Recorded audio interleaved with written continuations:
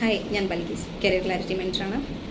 ഇന്ന് കേരളത്തിൽ 10,000-കണക്കിന് +2 കഴിഞ്ഞ വിദ്യാർത്ഥികൾ അവരുടെ സ്വപ്നമായ BSc നഴ്സിംഗ് അഡ്മിഷന് സീറ്റ് കിട്ടാതെ വളരെ പ്രയാസപ്പെട്ടുകൊണ്ടിരിക്കുന്ന സാഹചര്യത്തിലാണ്. കേരളത്തിലെ പരിമിതമായ സീറ്റുകളും LBSൻ്റെ ഫസ്റ്റ് അലോട്ട്മെൻറ്റ് കഴിഞ്ഞു, സെക്കൻഡ് അലോട്ട്മെൻറ്റ് കഴിഞ്ഞു, തേർഡ് അലോട്ട്മെൻറ്റ് കഴിഞ്ഞു. 80% അബവ് സ്കോറുണ്ട്, 85% അബവ് സ്കോറുണ്ട്, 90% അബവ് സ്കോറുണ്ട്. പക്ഷേ കേരളത്തിൽ സീറ്റ് കിട്ടാത്ത സാഹചര്യം. പിന്നീട് കേരളത്തിൽ അവർക്കുള്ള ഓപ്ഷൻ എന്താണെന്ന് വെച്ചാൽ പ്രൈവറ്റ് മെഡിക്കൽ കോളേജുകൾ. അവിടെയാണെങ്കിലോ 10 lakh 15 lakh ഡൊണേഷനാണ് വരുന്നത്. അതിനു പുറമെ ഫീസും ഹോസ്റ്റലും.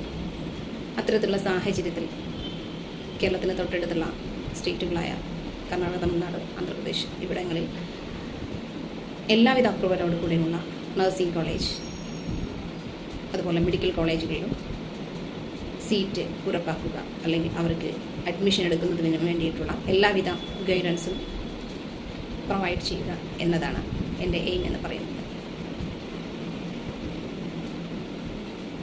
അതുപോലെ അവർ പഠിച്ചിറങ്ങിയതിന് ശേഷം 4 വർഷമാണ് BSc നഴ്സിംഗിൻ്റെ ഡ്യൂറേഷൻ വരുന്നത്.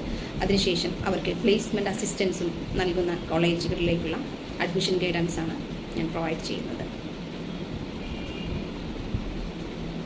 ഞാൻ ഈ ലോകത്ത് നിന്ന് ഇവിടെ പറയുന്ന സമയം ഇത്തരത്തിലുള്ള അനേകം മാലാഖമാർക്ക് വെളിച്ചമേകിയ